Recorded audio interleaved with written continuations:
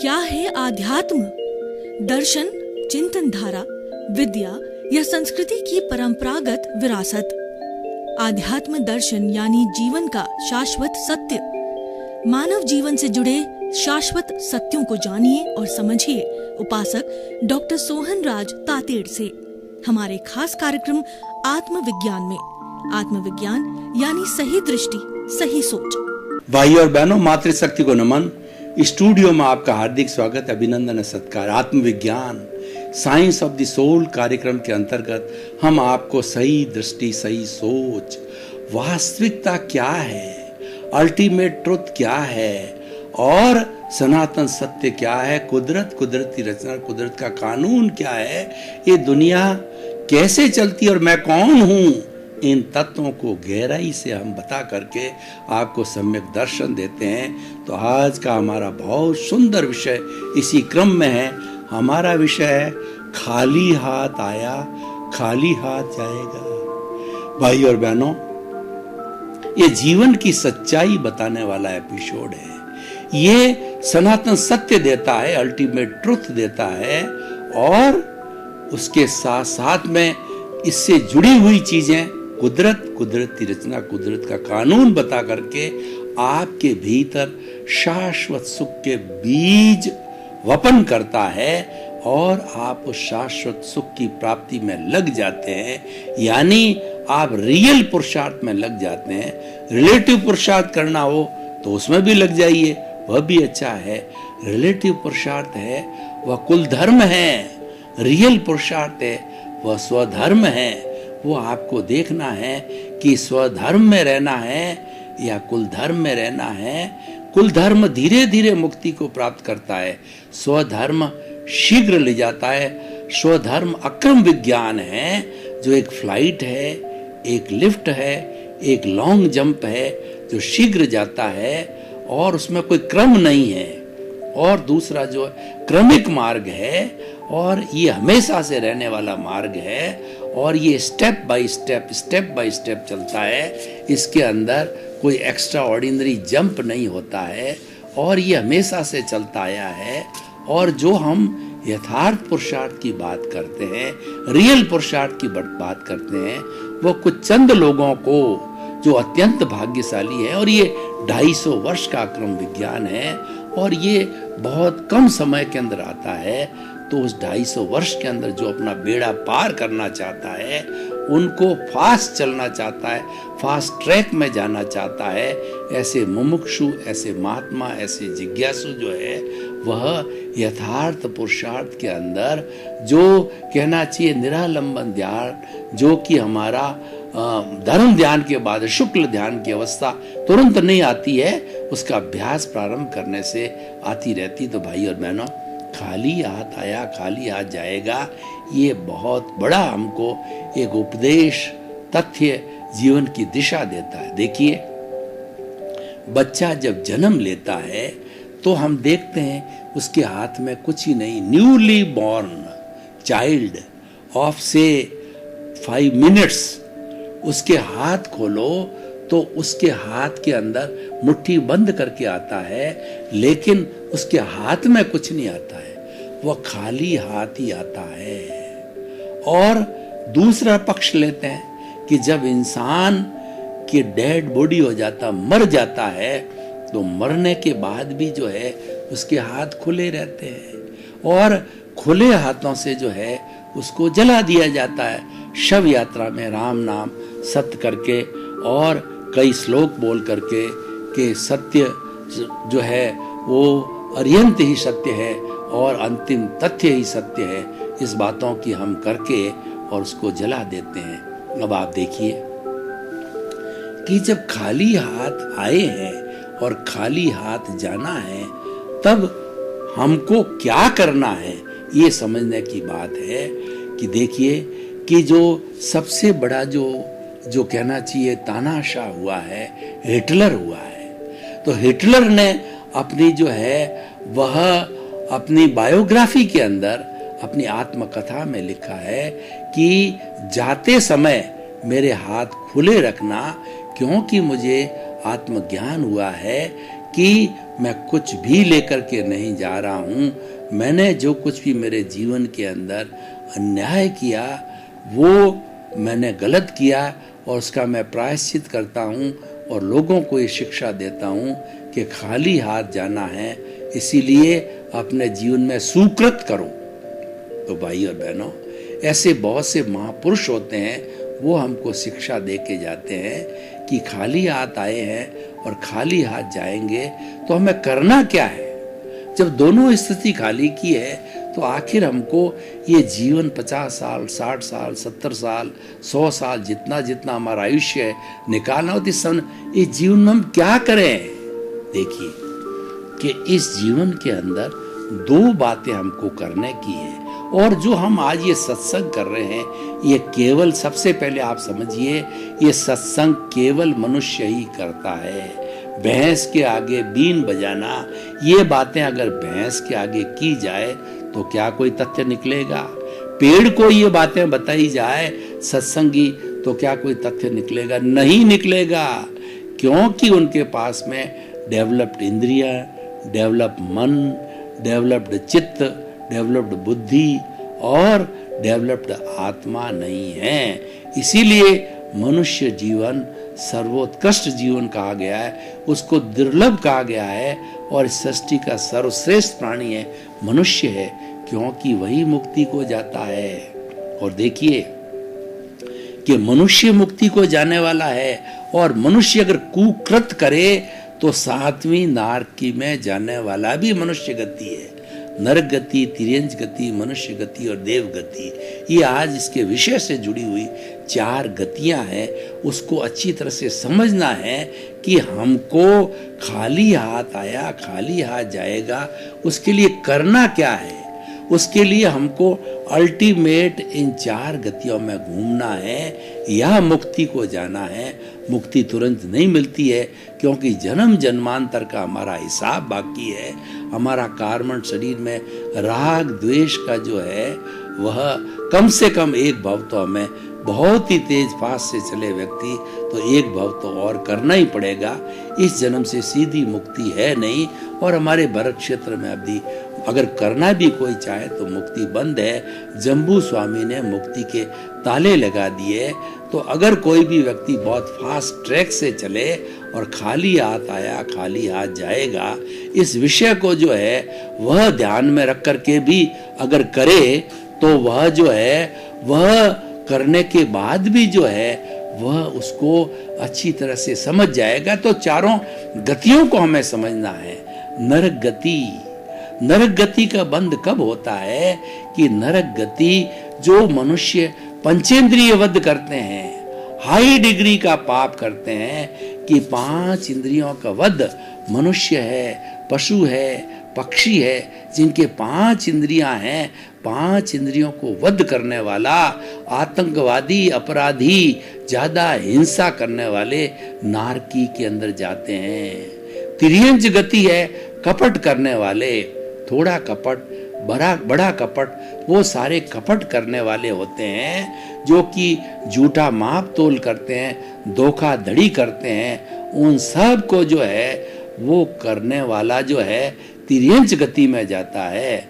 और तीसरी जो गति होती है नरक गति, तिर्यंच गति, मनुष्य गति, सरल प्रकृति, धोखाधड़ी नहीं करने वाला, परोपकार करने वाला, करुणाशील और सबके साथ अच्छा व्यवहार करने वाला, ऐसा व्यक्ति मनुष्य गति को प्राप्त होता है और धार्मिक क्रियाएं करता है और अच्छा रिलेटिव पुरुषार्थ करता है, रियल पुरुषार्थ करता है, तो उसी गति देव गति होती है। क्योंकि रिलेटिव पुरुषार्थ के साथ साथ के अंदर बहुत ज्यादा पुण्य का बंध होता है। वह पुण्य का बंध है नरक गति, तिर्यंच गति, मनुष्य गति के अंदर उतना पुण्य नहीं भोगा जा सकता है। उसको भोगने के लिए जो रिलेटिव पुरुषार्थ करने वाले, धार्मिक क्रिया करने वालों को देव गति में जन्म लेना पड़ता है।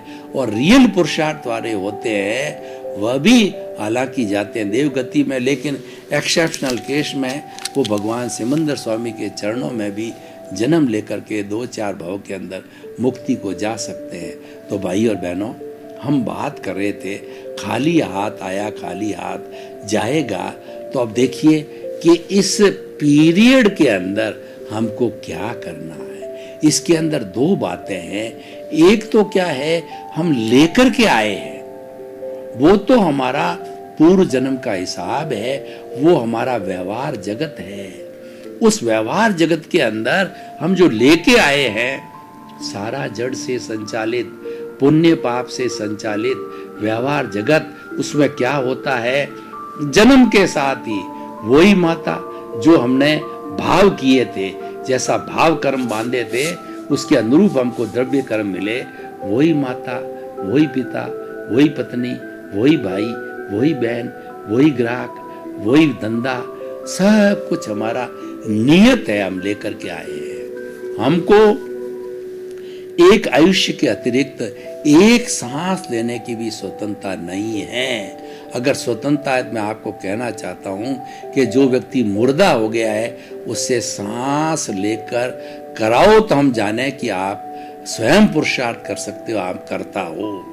दूसरा मैं आपको उदाहरण देता हूं कि आप कहते हो नहीं मैं करता हूं, मैं चाहूं जैसे कर सकता हूं। तो मैं एक बड़ी छोटी सी बात आपको बताना चाहता हूं कि हमारे पेट में जब मोशन होता है तभी जो है हम फ्रेश होने जाते हैं, और अगर मोशन न हो तो हम आपको कहते हैं कि आप फ्रेश होके दिखाओ। अब आप नहीं दिखा सकते। इसका मतलब क्या कि ये मोशन का बनना ये उदय के अधीन है, यानी पूरा समस्त जीवन जो चल रहा है, हो रहा है, ये नियत है, ये हम लेके आते हैं, ये उदय भाव है, ये प्रारब्ध है, और ये जड़ है, और ये नाशवान है। जब ये भुगत लिया जाता है तो ये समाप्त हो जाता है, और उसको भोगते भोगते जब हम राग द्वेष करते हैं, जब हम उसके प्रति ओपिनियन और उसके प्रति जो अभिप्राय और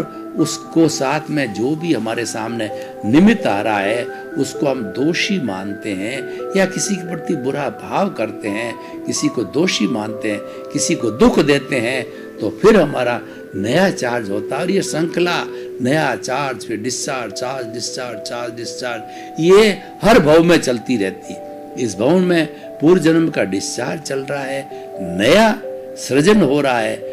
वो नया सृजन न करना ये पुरुषार्थ है। खाली हाथ आया खाली हाथ जाएगा, ये समझने के लिए बात करना है।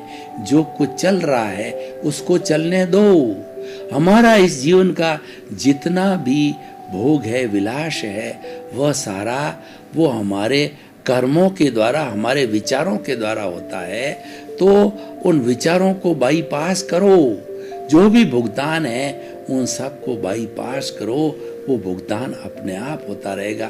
उस भुगतान के साथ जुड़ो मत। अगर हम उन विचारों के साथ में जुड़ गए, अपने भाव मिला दिए, यानी अपने राग द्वेष कर दिया, तो फिर नया चार्ज हो जाता है। और उनको बाईपास किया तो बाईपास करने पर हमारे नए कॉज नहीं बढ़े, नए बीज नहीं पड़े, तो बीज नहीं पड़े तो नया कॉजल बॉडी नहीं बना, और उसके अनुरूप जो है हमको कर्म फल नहीं मिलेगा, कर्म परिणाम नहीं मिलेगा, सुख दुख की अनुभूति नहीं होगी। और ऐसा हम 2-3 भाव में करते रहेंगे तो पूर्व जन्म का जो बर्फ की शिला की तरह जमा हुआ राग द्वेष है, जो हमारे द्रव्य कर्म है, वो पिघल करके जीरो हो जाएंगे। तब हम सिद्ध बुद्ध और मुक्त हो जाएंगे। तो भाई और बहनों, हम इस एपिसोड को जो है अब हम जो है ओपन टू द ओपिनियन करते हैं। अब ओपन टू द जो है हमारी ऑडियंस इसको करते हैं कि हम क्या लेकर के आया था और क्या खोकर के जाते हैं। जो कुछ लिया यहीं से लिया, जो कुछ देना है यहीं देना है। तो इसीलिए चिंता करने की जरूरत नहीं है। आज जो हमारा है वो कल किसी और का हो जाएगा, क्योंकि हमारा उतना ही संयोग है। हर संयोग के साथ वियोग जुड़ा हुआ है। जब हम इस सनातन सत्य को जानेंगे और स्वभाव में रमण करेंगे, कहने का अर्थ ये, खाली हाथ जब आया था तो वो क्या आया था? वो हमारी शुद्ध आत्मा ने जन्म लिया था उस शरीर के अंदर जो मूल स्वरूप में है। और जब चला जाएगा खाली हाथ तो मूल स्वरूप में हमारी जो शुद्ध आत्मा है उसमें कोई परिवर्तन नहीं है, वह शाश्वत रहती है, वो सच्चिदानंद रहती है। सच्चिदानंद का होता मतलब होता है सत्य का मतलब वो अविनाशी है, और चित्त का अर्थ हो गया वो ज्ञान दर्शन वाली है, और आनंद उसका स्वरूप है। वही भूत भविष्य वर्तमान में हाजिर रहती है। जो कुछ भी हमने पूर्व जन्म के अंदर कोष डाले उस वक्त में भी वही आत्मा थी, और आज मैं जो भुगत रहा हूँ उसमें भी यही आत्मा है। और आने वाले समय में जैसे मैं कोष डालूंगा, अगला जो भुगतेगा, किया हुआ मेरा जो अगला भुगतेगा, वह मैं भी उसमें भी आत्मा वही है। आत्मा स्थायी है, ये शरीर आते जाते, ये जड़ पदार्थ है, यही सनातन सत्य है। और जब तक ये जड़ जुड़ा रहेगा तब तक मुक्ति नहीं है। इस जड़ को जो सूक्ष्म शरीर है वही स्थूल शरीर को पैदा करता है। तो उसको हमें समझना है, उसको हमें तपाना है, उसको हमने जीरो करना है। देखिए भाई और बहनों, मैं आपको एक उदाहरण देना चाहता हूँ कि मेरे पास दूध है, उस दूध को मुझे गर्म करना है, तो मैं उस दूध की थैली को गर्म करने के लिए अगर मैं जो है वो स्टोव पे डालूं तो दूध सारा बिखर जाएगा, अग्नि जो है वो शांत हो जाएगी। तो मुझे क्या करना पड़ेगा, मुझे एक भगोला लेकर के भगोले के अंदर उस दूध को डालना पड़ेगा, और फिर धीरे धीरे हम देखेंगे कि उनके अंदर जो दूध के परमाणुओं के बीच में हवा है, वो हवा बुलबुले के रूप में ऊपर उठती रहेगी, जिसको टर्बुलेंस बोलते हैं टेक्निकली भाषा में। तो टर्बुलेंस होते होते जब सारी हवा निकल जाएगी सभी परमाणुओं के बीच के अंदर, तब वो जो है दूध एकदम सारा गर्म हो जाएगा, और हमें जो हम चाह रहे हैं वैसा हो जाएगा। तो हमने दूध को गर्म करने के लिए भगोले को तपाया, तो ये हमारा कार्बन शरीर इस भगोले रूपी स्थूल शरीर के भीतर है। हमको गर्मी जो देनी है वो दूध रूपी जो हमारा सूक्ष्मतम शरीर जो है, जिसको हम कार्बन शरीर, लिंग बॉडी या कौशल बॉडी कहते हैं, उसको तपाना है। जब उसको गर्मी लगेगी तब वो पिघल करके और धीरे धीरे उसके परमाणु शिथिल होकर के, जिसको कि जो भगवान की भाषा में निर्जरा कहते हैं। भगवान ने दो तरह के धर्म बताए, एक तो संवर और दूसरा निर्जरा। निर्जरा मतलब डिसोसिएशन ऑफ द कर्मा, कार्मिक पार्टिकल्स फ्रॉम द कार्मिक बॉडी और फ्रॉम द सोल, क्योंकि सोल के साथ ही कार्मिक बॉडी जुड़ी हुई है। सोल तो अपनी प्योर अवस्था में है, और जो ही कार्मिक बॉडी उसके साथ में राग द्वेष जुड़ा, क्यों ही वह शुद्ध हो गई, वो तो शुद्ध ही है। और जो ही ये राग द्वेष सारा हट करके जीरो हो गया, जो गर्म होते होते तपते तपते जो हमारे जीवन का उद्देश्य है, तब वो तपते होने के बाद में, जीरो होने के बाद में ये अपनी मूल अवस्था में आ जाएगा। और वो जड़ था, वह जड़ भी जो है धीरे धीरे जो है वह अपना अलग होकर के इस सृष्टि में जाकर के विलीन हो जाएगा। तो भाई और बहनों, हम इस सच्चाई को समझें। खाली हाथ आया खाली हाथ जाए का अर्थ यह है कि जो कुछ भी हम लेके आए हैं उसके साथ में हम पराधीन हैं। वो जड़ है, वो नाशवान है, वो चला जाएगा, उसके साथ मत जुड़िए, उसको बदलने की कोशिश मत कीजिए, उसमें आप टांग मत अड़ाइए। आप तो पुरुष बन गए हो ज्ञान लेने के बाद के अंदर। तो ज्ञान लेकर के पुरुष बनने का मतलब ये है कि आप पुरुषार्थ करो। पुरुषार्थ क्या है? आत्मा में रमण करो। आपका जो मूल स्वभाव है उस स्वभाव में स्थिर हो जाओ। तो उस स्वभाव में स्थिर होने का मतलब ये हुआ कि हमने जो सूक्ष्म शरीर को तपाना चालू कर दिया।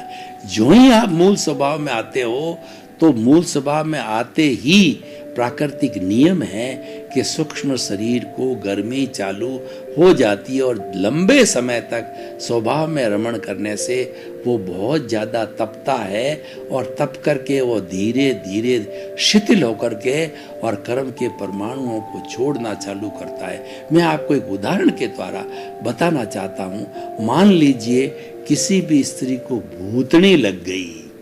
भूत भी जो है एक जो है बर्थ प्लेस है, भूत भी जो है देव गति है। तो किसी अपूर्व जन्म का हिसाब होता है। तो वो भूतनी किसी स्त्रियों के लगती है, भूत होता है पुरुष के लगता है, तो भूतनी किसी भी स्त्री के अंदर लग गई तो अब वो भुगत रही है। वो ऐसा ऐसा इंग्लिश बोलती है और ऐसी भाषा बोलती है जो उसने कभी सीखी नहीं है, क्योंकि वो भूतनी बोल रही है, वह सिर पटक रही है, हाथ पटक रही है और उस बेचारी ओरिजिनल बॉडी को तकलीफ दे रही है। तो हम क्या करते हैं, उसका अगर समय एंड आ जाता है कर्म भुगतने का, तो हम क्या है कि हमारे कोई झाड़ागर मिल जाता है। झाड़ागर बड़े होशियार होते हैं, वो इन भूतों को पकड़ने की, उनकी चोटी पकड़ने की कला जानते हैं। पर वो झाड़ागर सही तभी मिलता है जब कर्मों का भुगतने का एंड आ जाता है, यानी वो पापोदय का खत्म होकर के पुण्योदय का प्रारंभ होता है। उस जंक्शन पॉइंट के ऊपर हमें सच्चा ज्ञानी कहिए, ज्ञानी मिल जाता तो ज्ञान मिल जाता है, झाड़ागर मिल जाता है तो वो झाड़ागर आता है और उस भूतनी की चोटी पकड़ता है और चोटी पकड़ के अपनी भाषा में कहता है कि बोल जाती है कि नहीं जाती है।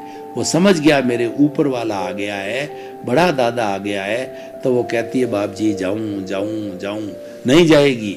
फिर उसकी चोटी हिलाता है, नहीं बाप जी जाती हूँ, कि तो इस बेचारी को दुखी करेगी, एक्स को दुखी करेगी, नहीं बाप जी नहीं रहूँ, जाऊं जाऊं। 5-7 बार उसकी चोटी को हिला करके वादा लेके वो कहता है कि मैं भी जाती हूँ, तो मैं निकल के जा रही हूँ। तो ये कहते ही वो शरीर नॉर्मल हो जाता है, वो अपनी ओरिजिनल बॉडी के अंदर आ जाता है। ठीक उसी तरह से देखिए, शुद्ध स्वरूप में झाड़ा एक झाड़ागर की तरह है।